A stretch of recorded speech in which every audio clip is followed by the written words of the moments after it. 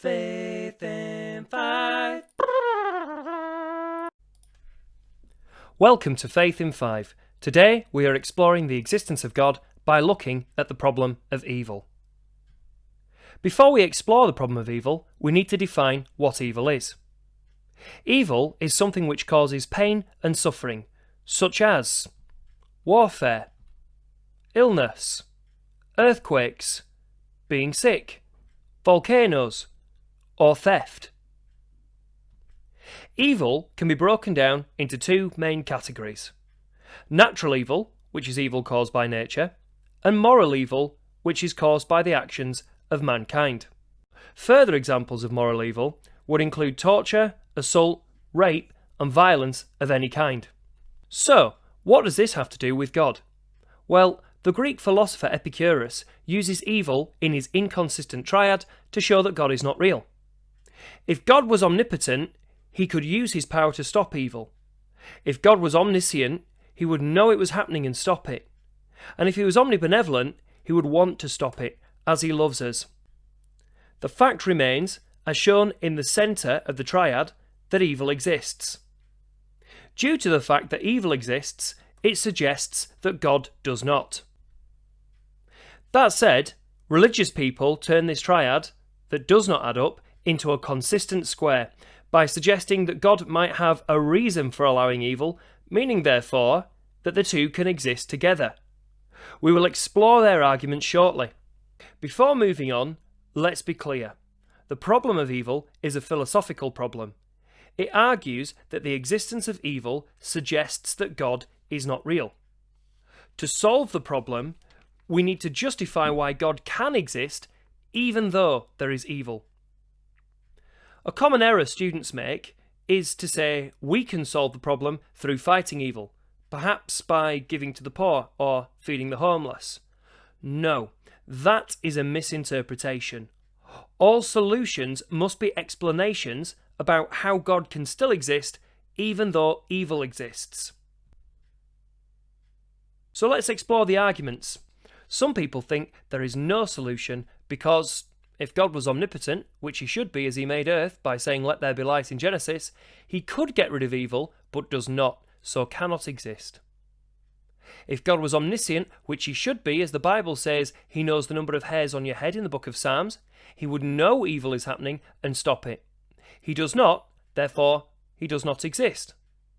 And if God was omnibenevolent, which he should be as he created the world for our pleasure, he would love us and not want us to suffer. Yet he does nothing, ergo he does not exist. All of these reasons can be linked back to Epicurus's inconsistent triad. J.L. Mackie goes further and says that some evil can never be justified. He calls this pointless evil, that is, evil without a point or purpose. He presents this as the deer analogy. Imagine a deer running away from a forest fire. It impales its eye on a branch. It's in terrible pain, yet it lives. The embers of the fire scorch its skin, and flies lie maggots in its wounds. Still, it lives and suffers. Eventually, after a week, the deer slowly starves to death. Mackie's point is, no one learns anything from this. No one even saw it. It is pointless suffering that cannot be justified and that an omni-God would never allow. This can be expanded to include the torture of an innocent that has been abducted, or to the events of the Holocaust. Surely if God was real, he would prevent such extreme and needless suffering. Some people think we can solve the problem of evil by explaining why God allows the evil or why it is not his fault, such as saying, God is omniscient, he has a plan or a reason for evil we don't understand. For example, if you get cancer and survive, you might start up a charity to help others. You need to have evil so you can enjoy good. If we didn't, we wouldn't know what the difference was. The devil is responsible for evil, not God. He makes life hard so we lose faith and end up in the gnashing of teeth. Moral evil is entirely the fault of humans due to them misusing their free will. This is known as the free will defence. We should not even dare to question God.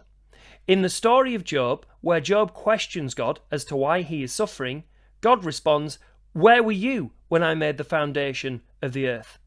Essentially, we mere humans know nothing and are not in a position to question God. St. Augustine makes an interesting addition to these points. He argues we can't blame God for evil as it is a privatio boni. He says darkness is not a thing, it's just a lack of light. Sickness is not a thing or substance, it's just a lack of health. In the same way, evil is not a thing or substance, but simply a lack of good or a privatio boni. You can't blame God for something that is not real, that is not a substance.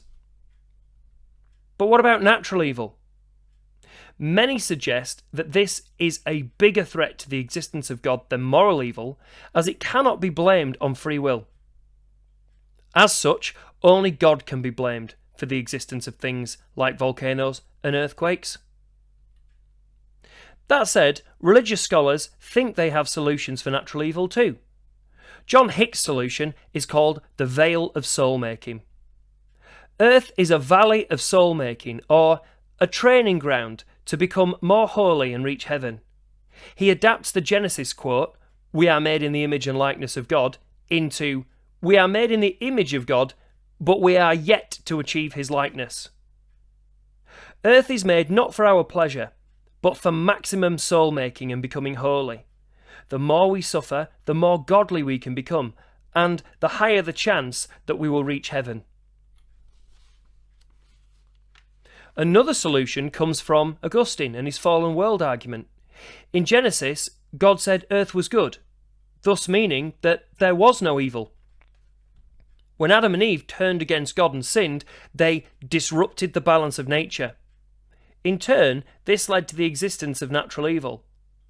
This means that humans are to blame for natural disasters, disease, and illness, as they disrupted the balance of nature and caused these things to exist. In order to understand this topic further, use your knowledge organisers and the look, cover, write, check method.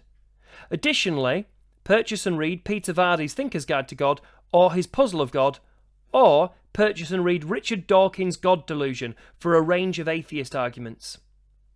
Further to this, explore Crash Course Philosophy on YouTube and learn the classical arguments for and against the existence of God. That was your Faith in 5.